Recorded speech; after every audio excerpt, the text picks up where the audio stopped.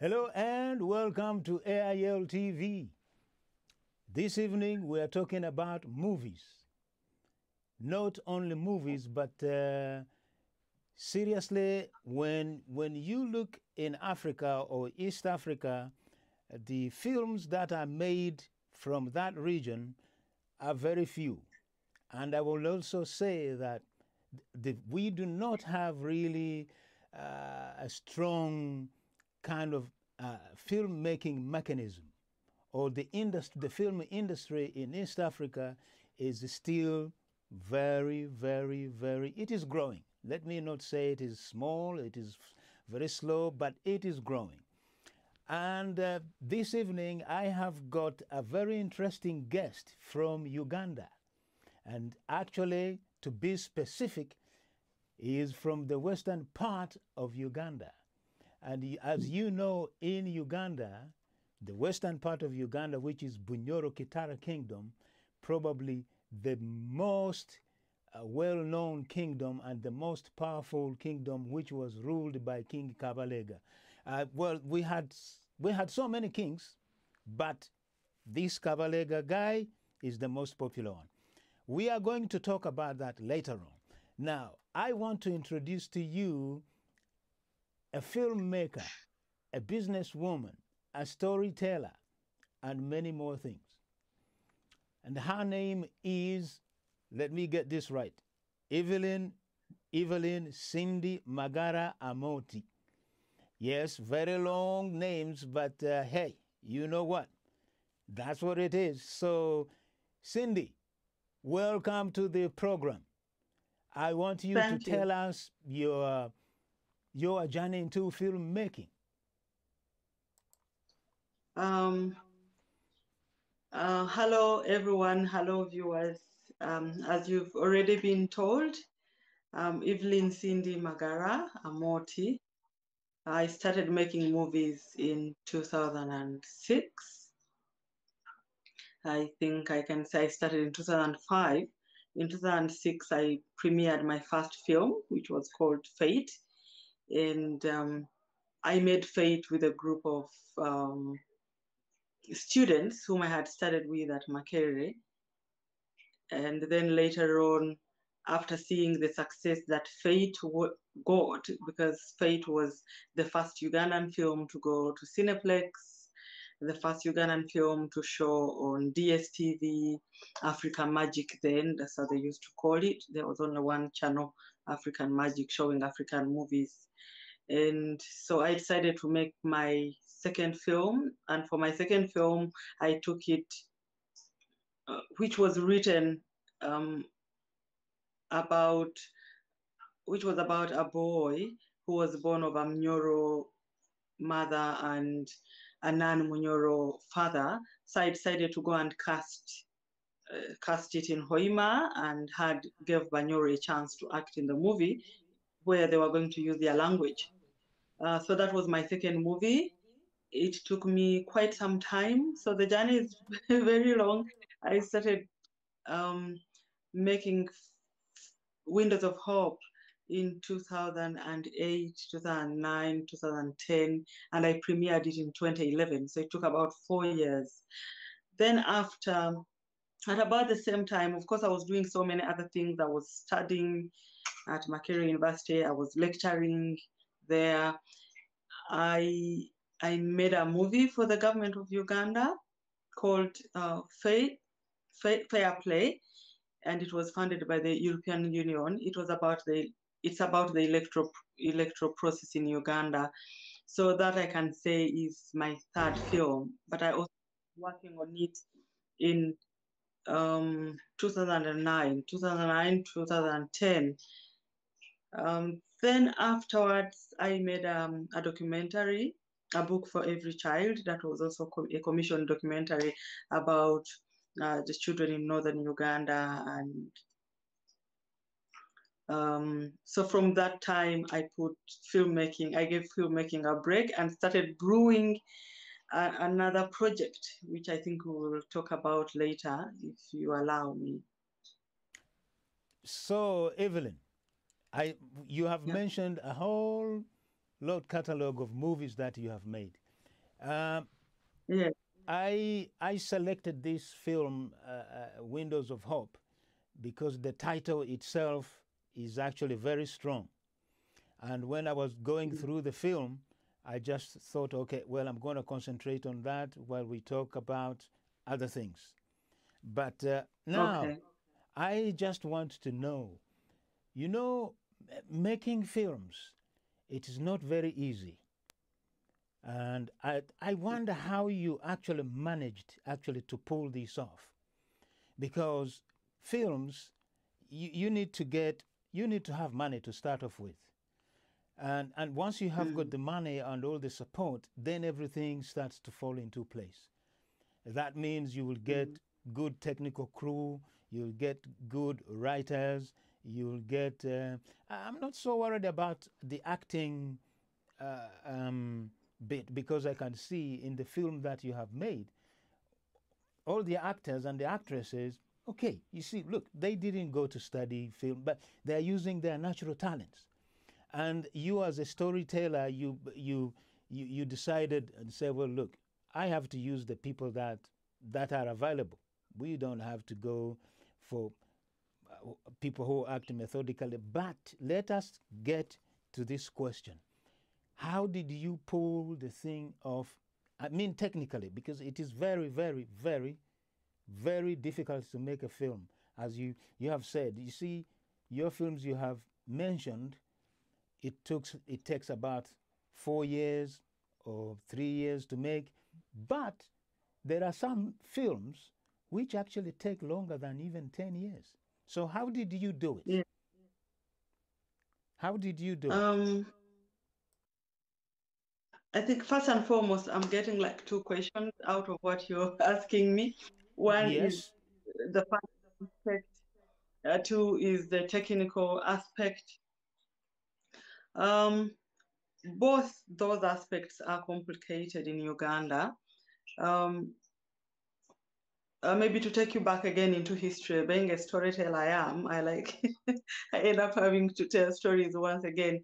Um, in 2005, 2006, we didn't have a film school per se in Uganda. And Makerere University had just started in 2003, 2004 to teach film. Um, Making films, the finance aspect of it, you have to really, it's a hassle. But for me, the passion was stronger than the challenges that I was going to face. So I did like fundraise from my friends, family and friends. I remember for my first film, my father was one of my greatest supporters. It wasn't a lot of money that he did put in me, but the encouragement and to say, I'll give you whatever I feel I can provide. And my friends, my colleagues, my former students whom I was working with were willing like to also put in whatever they can put in. The story was too great for us to tell. So I can say it's more of the community coming together, and believing in the importance, the significance of a given story and saying we will do whatever we can. Uh, like for my first film again, which was extremely challenging for me, I was just a young girl, had just finished uni, writing proposals, going to all the companies I could go to in Uganda, um, all the businesses I could go to asking for funding, and some of them even suspecting that I could be a con person because they didn't know of any Ugandan who makes movies then. They didn't know that there was people who are studying film in Uganda, and they would ask, where did you study from? You tell them, I've studied from Makerere University. They think, Makerere University, and you studied film, and you want to make film, you want our funding. So it was really complicated in that way. So but I managed to put it off by really you sacrifice, put in whatever you can into the film, get support from whoever you can run to, and try to cut costs by um, by like, for example, not paying for things you should pay for, like costumes. If you're going to get a boutique to give you the costume, I remember for my first film, I was having is it Select Garments boutique giving me the clothes, Anglia boutique. You're having Coca-Cola giving you drinks on set. You have some people to give you food. So that's how we managed to cut costs, but that is still a big challenge. And for my second film, I remember I had to even get a loan because I needed money. When you put in your own money and or you try to cut costs, you ask people or even the actors, I'll just give you transport. I won't be able to pay you. Can you also put in whatever you can? This is the story that we must tell. It is so important. You know, it's as if the actors, even the technical crew, they are sponsoring you in a way, coming together to make sure the story is told. But it has its challenges. They don't take it seriously. Sometimes you'll be ready to shoot and one person doesn't come, and you're disorganized. Either the makeup artist doesn't show up, the camera person doesn't show up, everybody else is there. You must give them.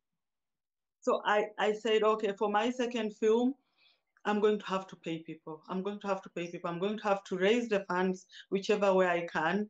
Um, Again, I went through the same process of writing to individuals whom you know they could give you money and putting in whatever you can. That time I had gotten a job as a lecturer. I had to go get a salary loan and invest money in my film, hoping, okay, when I sell it to DSTV or when I take it to cinema, I'll be able to recoup my money and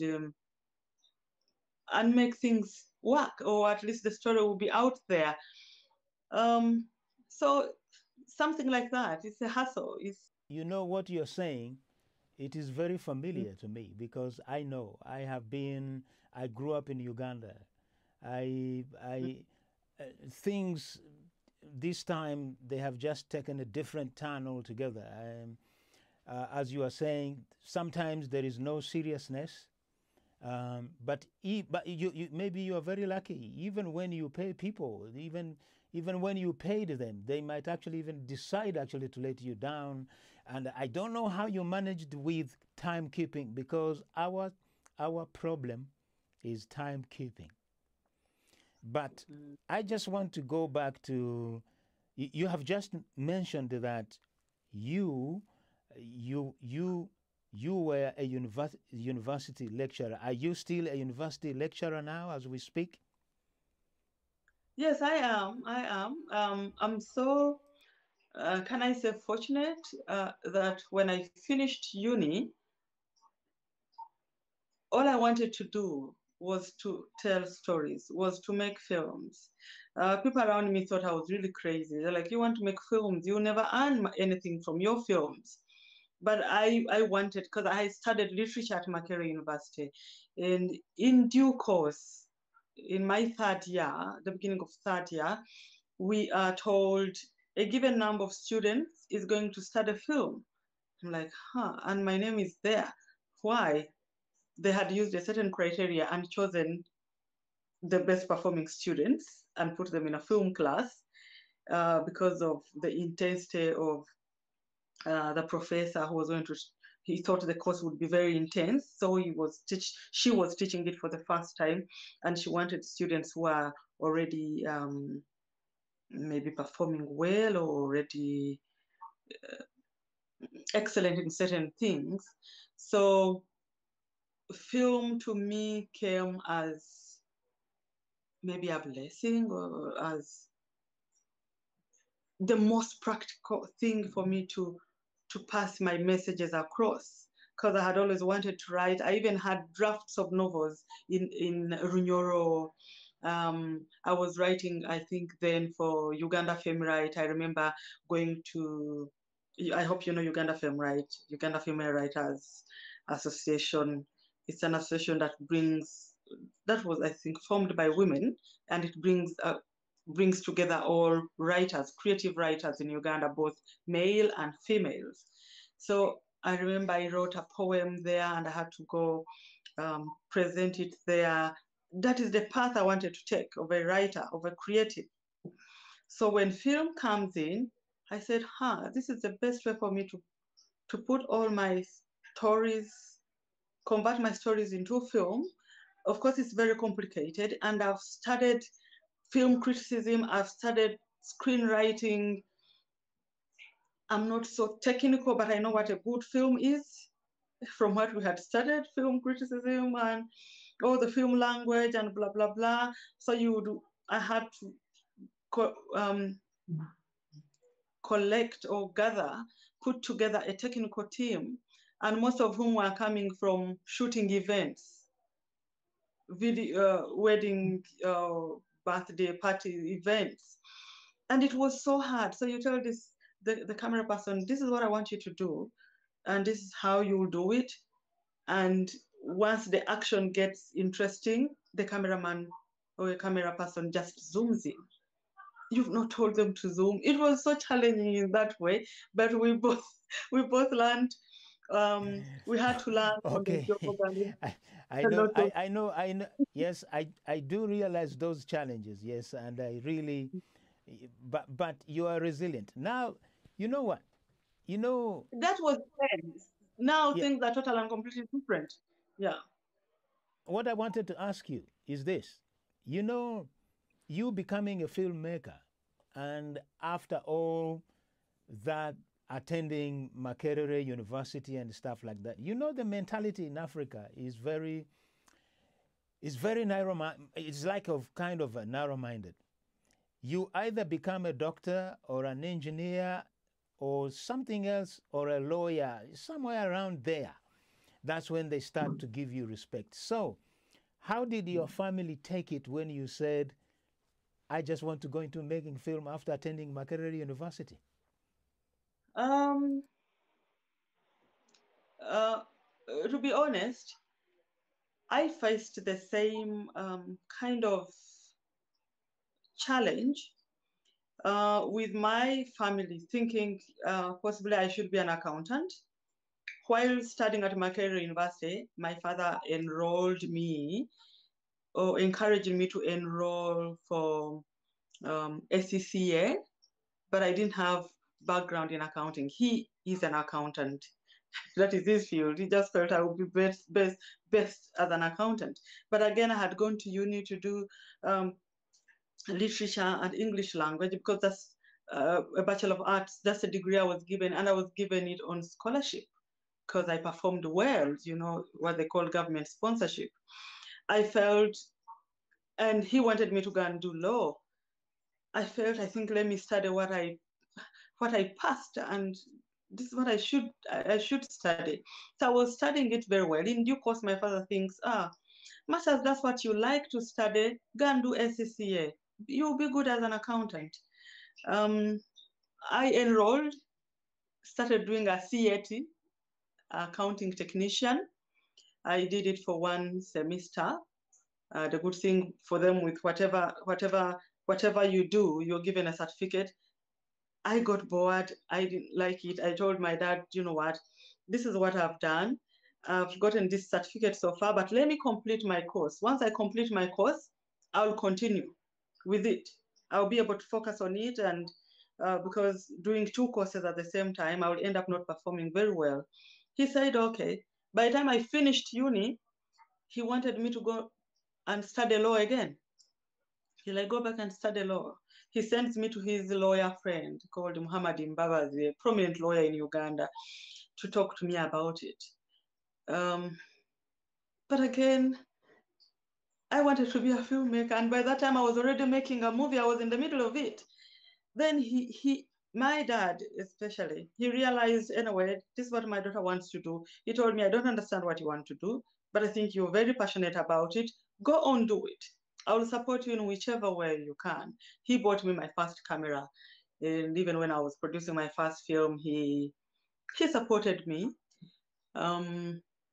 So I can say that he was objective. My parents were objective about it, especially my dad. And on the flip side of it, little did I know that while I was studying at Makerere, and when I left Makerere, I go into making movies, in the papers. There's a program, I think, on DSTV. They're coming to interview me, and all the time they interview me because my film was showing on DSTV. They ask, where did you start a film from? And I'm mentioning Makerere. And I think at that time, Makerere had an opening. They wanted to employ more young lecturers whom they can mentor. So my teacher, the one who taught me film, my lecturer, calls me and asks me, what do you want to do all your life? I even didn't know there's a job at Makerere or they've advertised. I told her I want to make movies. I want to, and she told me, do you know what? When you're making movies, you're actually teaching. So come and teach. I told her, I've never taught. I've never taught. But Okay, maybe so once when yeah. Let us pause. Let us pause a little bit, because you have said a whole lot of things that will actually probably connect with a lot of people. You see, I have got loads of friends who are musicians, and their parents, they were against them being musicians. In fact, they broke down their instruments and stuff like that. But to hear your story is very, very, very interesting. So basically, whatever he told you, so you did accounting as well. So you understand a little bit of accounting. Is that right? A little bit of business. Right. That's good. And then also he encouraged you to study law. So that means nobody can mess you around. You see.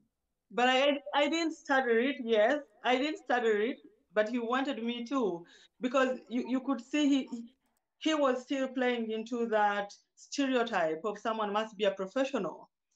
Someone must do a professional course. Because he didn't know what I was going to do with my literature. He didn't know what I was going to do with my film. But I wanted to make film. But film gets me now a professional job. I become a lecturer. Oh, okay. Lecturing And film. for those of you guys who are watching, when Cindy mentions DSTV, DSTV is the biggest TV platform in Africa. It is the equivalent of Sky here in the UK. So, well done. You've done fantastic. Now, since we are talking movies, we need now to move on. We need to move on a little bit. I want you to talk about this movie, Windows of Hope, because really I see the characters and I see, you see, the whole thing is there. But what I want you to talk to me about is talk about how you put the whole thing together again. I know, and the concept of making Windows of Hope, because it is a good idea that you actually explain that maybe for 5 minutes, and then we will play the film for maybe 3 minutes, and then we carry on with our conversation.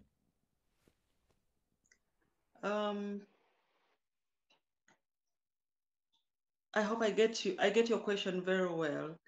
Windows of Hope, first and foremost, is a story I wrote.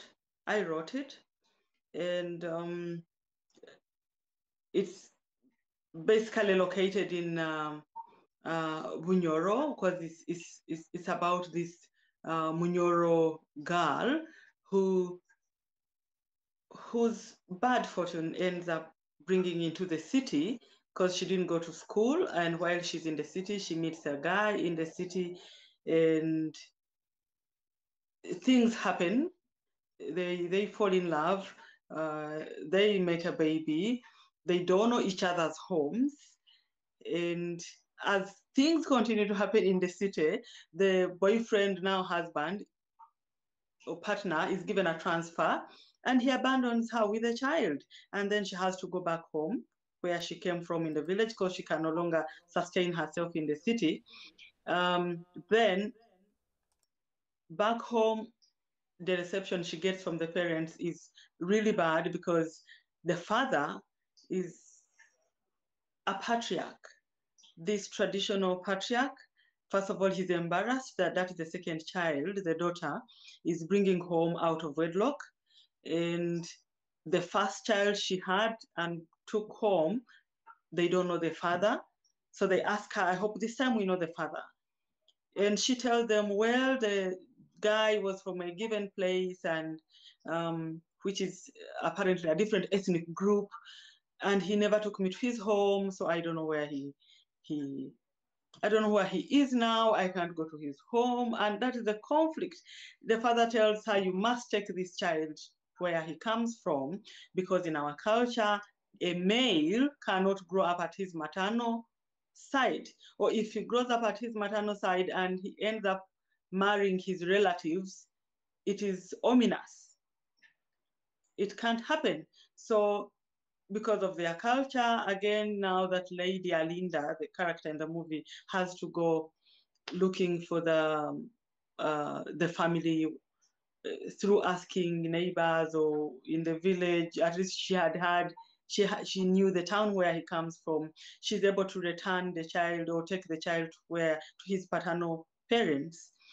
So this movie, what I can say maybe was unique about it was when I conceptualized the movie, I wrote it in English. Again, I was coming from a point of view of what African cinema should be, and the language question of our literature, of our movies. Should it be English? What is the population of our people that speak English? And who do we make these movies for? Are we making them for the English speakers who are possibly very few in our country and outside, or are we making them for our people? So I decided to use language according to context. So people in Bunyoro, as you can see there, that's the mother to the protagonist, the leading character, they were speaking in Runyoro. Then at the other family, the other ethnic group, they were speaking Luganda. At school, they would speak English. So that's what I can say maybe was very key. I deliberately decided to use language according to context.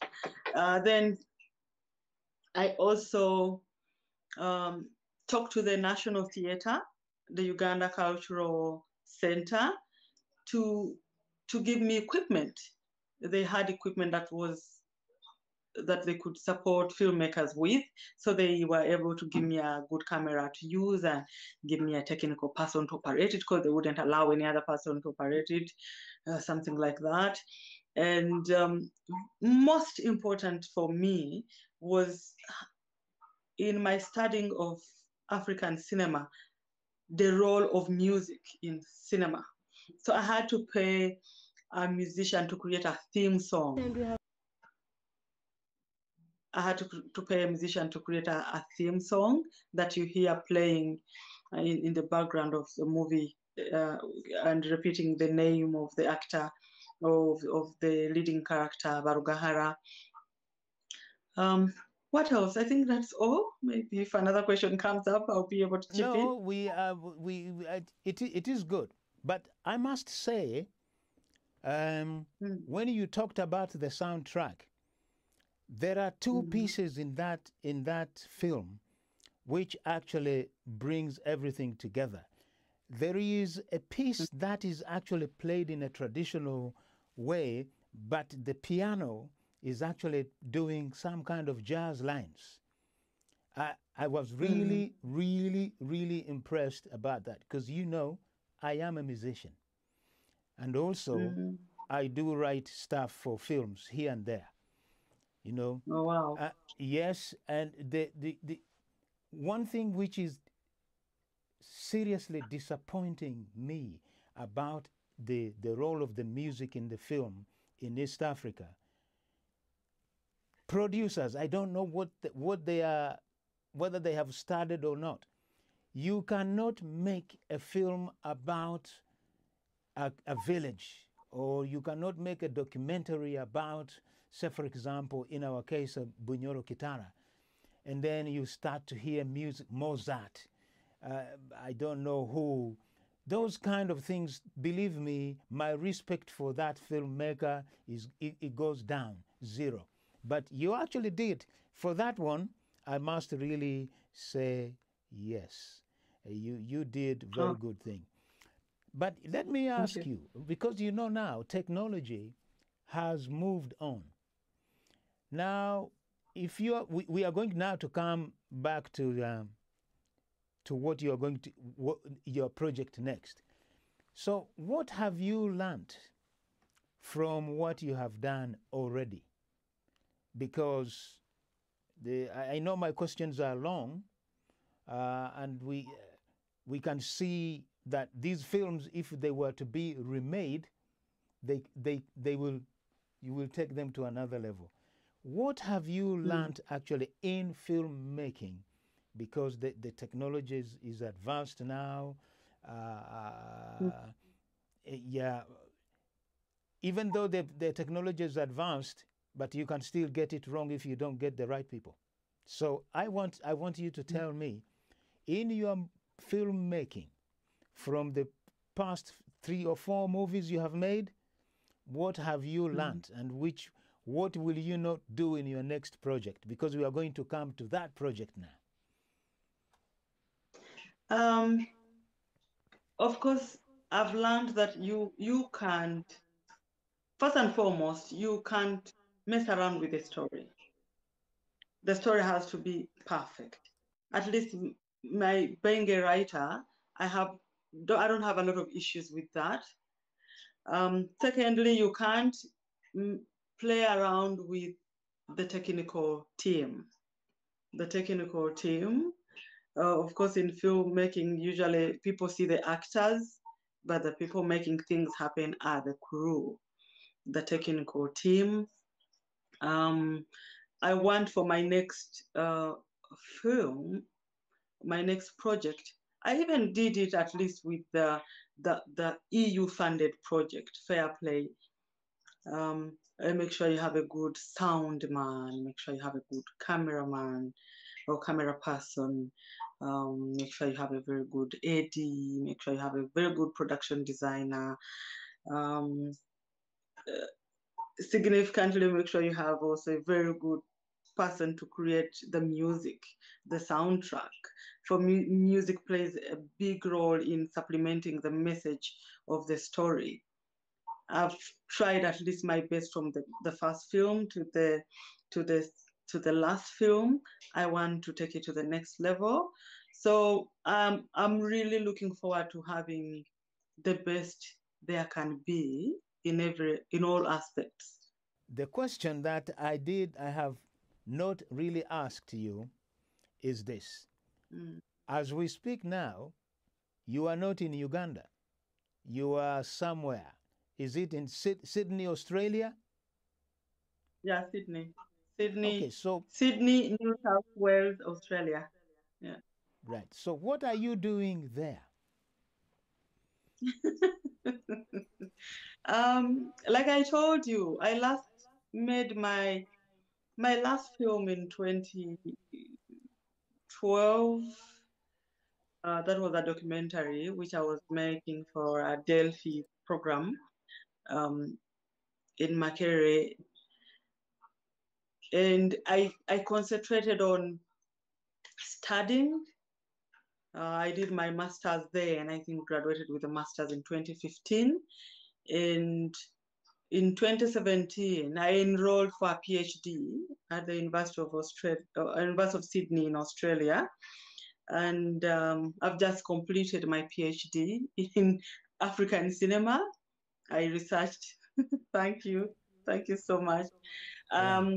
I wrote about contemporary East African cinema, emerging themes and aesthetics. I was looking at the emerging um, uh, trends, thematic trends and styles, to put it in simple terms, because I'm not speaking to academics here rather. Um, so I've just completed my PhD, and COVID happened. I'm still in Australia, but I've not wasted my time in Australia. I've been doing research for my next project, which is a big project. And this is a project I have kept at the back of my mind, and I've had research assistants working on it for the last 10 years, we could say. Okay. Stop there. We're gonna go to that. We're gonna go to that. Don't reveal it yet. because I want to Okay. introduce it. You see, the thing is, All right. so Oh, soon we will be calling you Dr. Cindy Evelyne Magara I am. Amooti. I'm already doctor. I'm Oh, already doctor. so you are I already a already have my doctor. PhD. Yes, I already. Thank you. Yeah. Right. So now, I let really don't me. mind title. Okay. Now, let us just. We're gonna anyway. So we're gonna. I am going to show you a short, well, bits and pieces of Windows of Hope. I am talking to Dr. Cindy Evelyne Magara Amooti. So now we have been talking about her journey and the films that she has made. But now, here are the films. Just Windows of Hope, just a tiny bit. I've been given a transfer. Transfer? Where to? And how much time do you have for parking? Let me hope Magara will like the place. As you're not happy.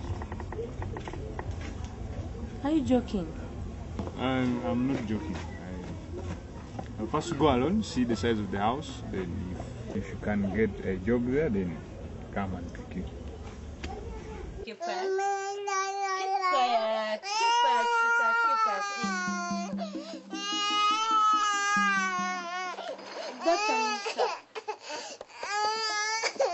Keep quiet. Don't you see I'm in trouble? Keep quiet. Okay, keep quiet. Don't you see that I'm in trouble? Keep quiet. Give her the broom, she sweeps. I'm sorry, sir. See, people have been complaining about this place being dirty. They are doubting even our cleanliness. It's you, sir, who said Bekunda because when she was around, she used to help me. Who are you to advise me? Because I spared you when you were pregnant. I'm sorry, sir, you'll not do it again. Out of my place. Keys. Get out.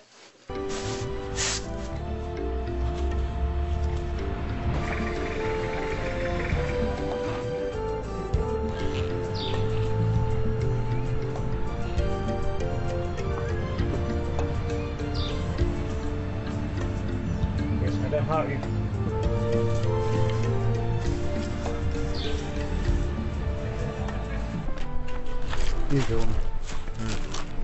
Good afternoon, madam. Good afternoon. Don't you know that your husband was moved to another barracks? What barracks? I don't know. But vacate the uniport now.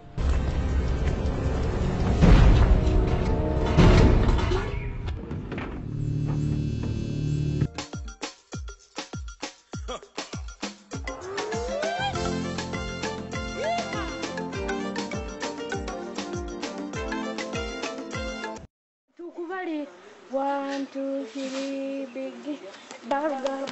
You like the bigger, you know. How many plates will you have?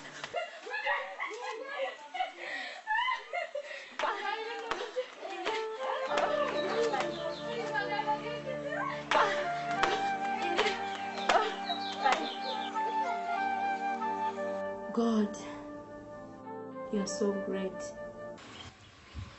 Alinda! Alinda! John!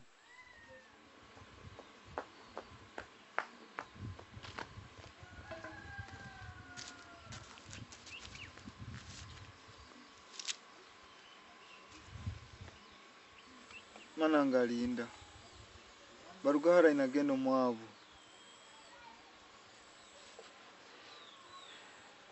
Tata, waise barugati nkumanyayo. Barugahara inakura mwavu. Ainakura mbechikaki. Batekwa kuba bamuhairira na transfer. Atagambireyo. Togia kubaza. Nenyo weso.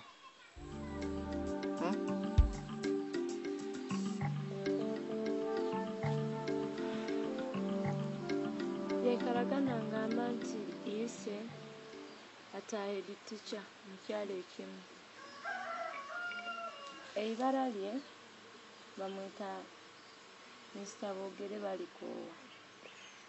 atagambire kiyalo ki rundi district nambala luga atabigambire bya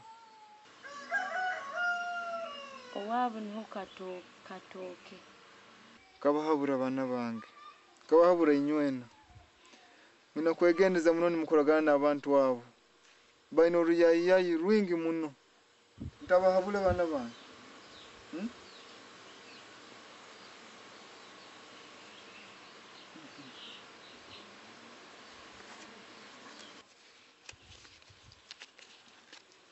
kwata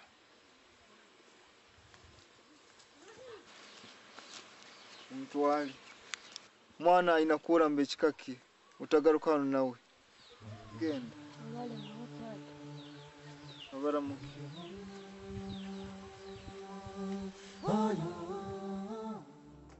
We are back. So now we have been talking about the movies you've made, Windows of Hope. Some our viewers have just seen a little bit of that, but you have got many more. And if you want to find out what she has done, in fact, she has got a website which features all these films and which also features her company, which is Nyati Motion Pictures. Dr. Cindy will talk about that. So now, Dr. Cindy, I'm going to ask you. Yes? You don't have to put the title. Just call me Cindy. Of course. It's okay. Hey, we have to shout from our rooftop. That is mandatory. Right. So now, let me ask you this. The project you are about to embark on is one of probably the project I would rather see it on Netflix because it fits there. Now, if you look at the side of me here, I've got a picture of a man in a white beard, but this man was a serious man. He was the serious king, and in fact, his kingdom was so big. But that is another day. I will get a historian to come and tell you that. But I am with, from now, please, I'm going to mention Dr. Cindy. He's going to tell us her project now. So please go ahead. Okay. My next project, like I had earlier mentioned, I started working on it 10 years ago. That's when I conceived the idea. I was in my master's class and was studying about epics, the Epic of Sundiata, to be exact. King Sundiata in West African history, I think. So I said, I think I can make write an epic of Kabalega, one of our most recent heroes from Bunyoro, or in Uganda. So, being with the background I have, that my interest was all in film, I said, I think I'll make a movie about Kabalega. So, some of the students that I was teaching, there's one prominent one in the class, because they kept asking me, when are you making the next film? We want to act in your next film. I told them I'm giving filmmaking a break to concentrate on studies, because filmmaking is a full-time job and requires a lot of commitment. So we focus on other things, studies first. I'll return to filmmaking. So when I told them my next project, the students were willing to be research assistants. So one most prominent one called Rogers at Kunda was excited. He said he's going to begin researching pro bono on the project. I said, okay, well and good. I will introduce you to people from Bunyoro. I will introduce you to researchers who have researched about Bunyoro history. I introduced him to Shane Doyle, who is from the UK. He did his PhD on Bunyoro. And I introduced him to the current Speaker of Bunyoro Kitara Parliament, Omtali Dowektin Saiza Kiki. Introduced him to Nsamba, Owektin Sansamba. That time he was the PPS, the private secretary to our king. I introduced him to a whole lot of people and took him to Hoima, and he started doing the research. Would share ideas here and there. We were researching for a film. The amount of data we found, the amount of data he even had then, because I could only look through what he's written and give him feedback, and told him, okay, wait, Rogers, when I finish my PhD, we're going to do this. So once I submitted my PhD for examination, I embarked on researching full scale about the Kabalega project, because I had to also read, I had to read all the history, I had to understand the person. Of course, being a Mnyoro, because I'm a Mnyorokati, I knew about Kabalega, but I had to research. We realized there's a whole lot of material that we can't give this great man of the kingdom justice if we only make a movie. We are going to have to compress this history. For example, just his own childhood would make a movie of its own. His administration, his encounters with the foreigners, with Samuel Baker, with other British, his Anglo-Ganda wars would make a movie of its own. So I've decided that I'm going to make the Kabalega project a series. And indeed, it's a series that must be on Netflix. I should be contacting Netflix soon. I will be contacting Oprah Winfrey soon. I'll be contacting so many other potential producers who will be able to help me realize this dream and tell this Uganda's story. So, this is what I was going to say. We have been speaking, well, on the phone, contacting each other on WhatsApp, blah, blah, blah. When I read and look at Kabalega's history, I just thought, okay, you can have an epic movie, maybe 3 hour, a 3 hour long, because that's how it will actually take.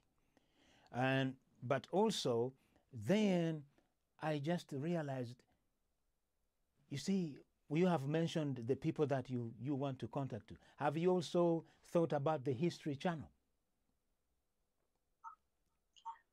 No, I haven't yet. Right. Okay. Yeah. Look, ideas will come. Ideas will come as you go along.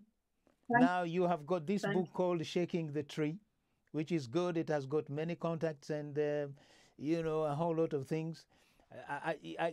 What I see from what you have done from the past, you have actually improved a lot in terms of looking at things. Maybe also your doctorate, your PhD now, is actually maybe augmented things. Now, one thing that you said 10 years to research, right? 10 years of researching the movie. Mm-hmm. Yes. Now that is really a long time. Now you've got enough data, but do you what is your calculation in terms? Say, for example, you have given money to make the film. How long will it actually take to bring, even just to do a movie 3 hour long? Okay, I know you want to do series, but how long do you think it might actually take to make a movie like Kabalega? The actual making of it. The actual making of it, I think, just quickly scanning through the project now from a point of view of a producer or a director, I think a year would. Really? Do you Because really we're going to have. Do you think a year is enough to make a film? A film like Kabalega? A film like Kabalega, a minimum of a year. Because you've just asked me how much time, a minimum of a year.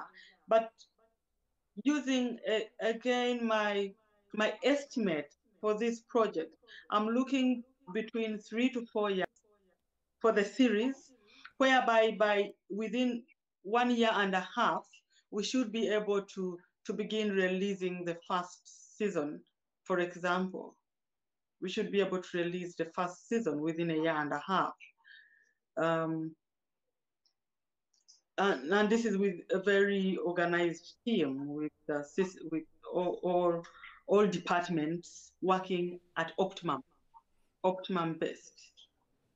Well, okay, so that means really, if you say you are going to do this in a year, it means you have to be shooting every day, and that you have got an educated team of of um, of technicians, because you see, if you divide the filmmaking, you'll find that the production designers, technical crew, and then in that technical crew, then you need the editors who are going actually to do it justice. Well, I think a year, you might think that you won't even do one episode. That's my calculation. But hey, don't worry. Netflix is gonna give you money, because if Netflix, yeah, if Netflix, if you present this case seriously, Netflix, they won't even flinch. You have to tell them, because there is no one in the history who have brought up a story like Kabalega. And Kabalega's story probably is the most powerful one. I am not, it's not that I'm biased because I'm from that region too. I am Omwijukuru wa Kabalega. That's how I put it. So the thing is, Netflix, they will give you money, because they remember we were talking, you were saying you want like 3 million to make it. No, with Netflix, they will put 10 million, because they know. Then they will say, take your time. But all that will... I was looking, sorry if I may interrupt. I was looking at it, you know, that time when we talked, I was consulting you as first and foremost as someone very technical in aspects of film. Yes. And yeah, I try to be humble, to consult as much as I can, because in this world, learning is every day. And thanks to your connection that I was able to get shaking the money tree. At that time, I have two space plans for the Kabalega project. One was Netflix. I should get a big company, with money to produce this film, and that would do justice to it. But of course, you know, there are always complications with us Africans marketing our own stories, and sometimes foreign producers coming in and wanting to change things and wanting to represent things differently. Yeah, I would like to represent history the way it happened. Yeah, in this film, the defeats that were, for example, faced by the British should be shown. The defeats that Kabalega faced should be shown. Who betrayed who did what. And for me, most importantly, the Kabalega movie should be paying homage to African history, to African civilization. How was this community organized? To the point that even when the king was out of Bunyoro Kitara, when he was in the north, being supported by the Acholis in northern and the Langis, that people in Bunyoro, wherever they were able to fight back, to resist colonialism with whatever means they had. That means there was a social structure that these people had. There was a kind of independence. There was a kind of administration that they had, that they felt once things change, we are going to have to lose all this, and it will take us a lot of time for this determination. They were contented in their own world. They never ran, for example, they had a lot of food. They were able to sustain this war for over 9 years, and their nemesis, the British, were running short of food. The Banyoro still had food. They had to resort to, for example, injecting their cattle, injecting plantain, bananas, to kill it so that the Banyoro don't have food. You know, that level of desperation to win, and the level of determination by this Banyoro to conquer, to make sure they also win. So I want to represent history as is and be honest to it. So I thought to myself, what if I get producers? What if I get Netflix? What if I get any other producer and they want to change my story? They don't want to tell certain facts. Um, they say you will never know the story. The story of the jungle will always, or the story of hunting will always glorify the hunter until when lions learn to speak. So I'm taking that aspect. But I'm taking also, the time. yes, but also, no, I don't think that if you have presented your case properly, I do not think that anyone will come and want to change your story. But also, one thing that that gives me pride when I'm talking about Kabalega, the people around the world should know Kabalega was a military genius. Now that one is actually, it was given by the British. They acknowledged him that yes, you are a military genius. Actually, to fight for all that long, you have to remember the British. They collected all the colonial armies and even from India. But that is another day. India, Dani, Uganda, Waganda. There you go. Yeah, There they you had go. all that food and with all the guns. And yes. yeah. But you see, it would be actually very, very, very, very, very interesting to see how this project turns out. And I think you are doing a very, it's a marvelous job that you're doing. Even bringing up to the idea. You know what, I pray that one day Ugandan people would actually get the understanding of promoting their own country, because Kabalega is not only just because he's a king from Bunyoro, but this story here represents the whole of East Africa in terms of resistance, because there is no, okay, there are three people in the history of the Horn of Africa who resisted colonial rule. There is the Mahdi of Sudan, and there is another guy, I've forgotten his name, Somali guy. And then there is Kabalega. These three, they actually resisted yeah. The king, the king, I think he was a chief of the Nandi people of Kenya. He also resisted. Then Kinjekitile. There's also a king in Tanzania, Zimbabwe. That time was, what was the name of Tanzania then? He also resisted. Well, but of course, the most prominent one being Kabalega.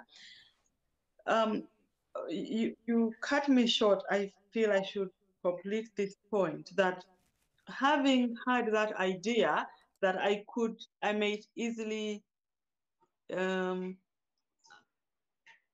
may get hampered by maybe some producers wanting to change my story, wanting to tell the Kabalega story in any other different way. So that's when I had plan B of how do I raise funds and what will be my budget, the worst, what they call the worst case scenario.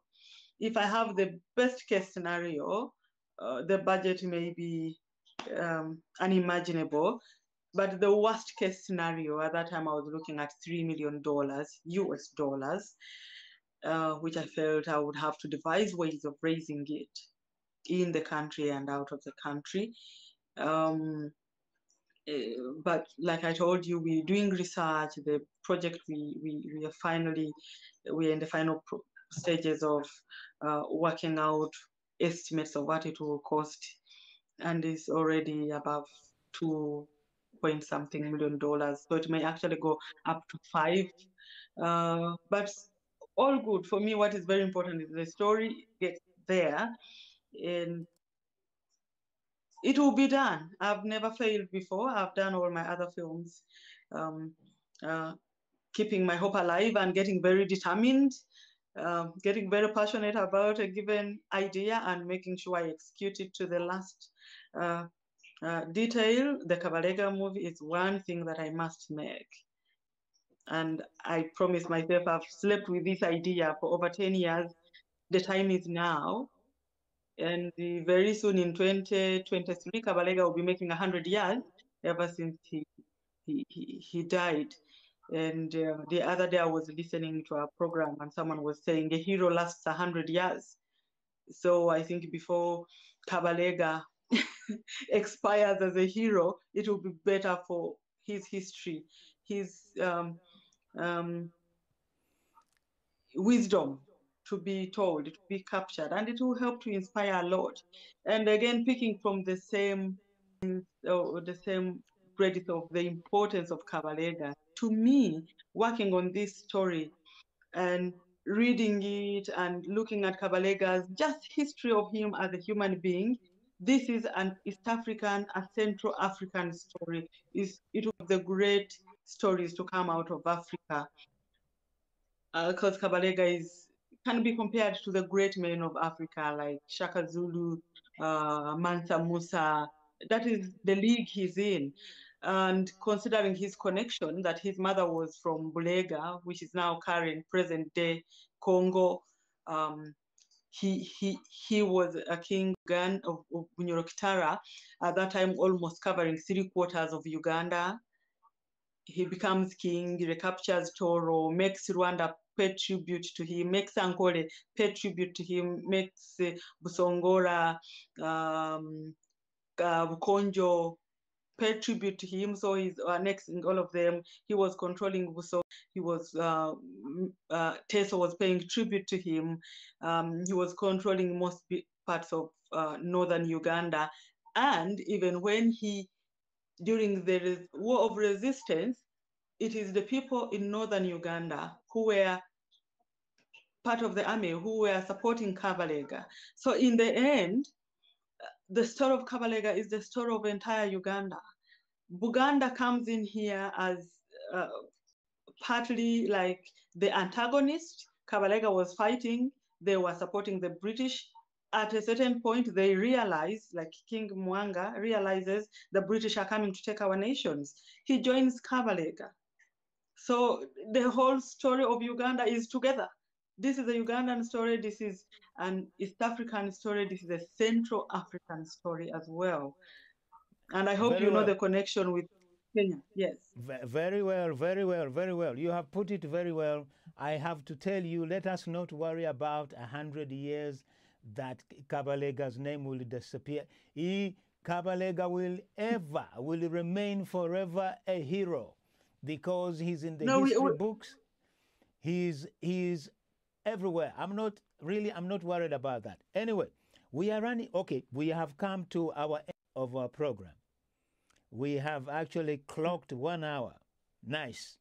Now, what maybe if you want anything to add, probably we will come back again and have another interview. This time we will talk about specifically about how you are going actually to embark on this program. We are going to talk about fundraising, we are going to talk about distribution, we are going to talk about a whole lot of things in connection with releasing the film. So, can I say again, Dr. Cindy, thank you very much for allowing to make this time for me, because now in Australia it's approaching midnight, I believe. I'm correct, and it's approaching. It's coming to 1 o'clock. Oh, it's already 1 o'clock. Must be coming to 1 o'clock. Okay, whatever time it is, but you have made time. You should be in bed now sleeping.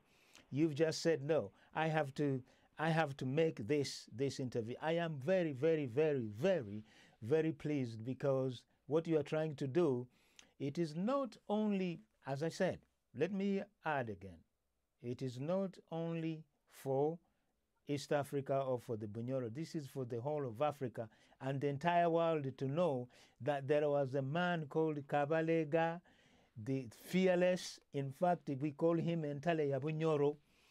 Yeah. And whenever I speak about that, yes, I am a monarchist too, you know. So we will talk about so many other things. So on that note, I must say we are going to end here, and unless if you want to address my viewers. I don't really have much to say except to thank you so much for having me on your TV, Africans in London TV. And for the viewers, of course, this is my first time to possibly interact with your viewers, or for your viewers to see me. I hope you'll be able to host me again once the viewers are acquainted with me. And maybe for more information about Nyati Motion Pictures, or even about me, they could check my website, nyatimotionpictures.com. And I don't have a lot on my Facebook really, but I have a Facebook page, Nyati Motion Pictures, and Cindy Magara. Yeah, thank you so much. Bye for now. Okay, that's it. Until then, ciao, and we just go out like this.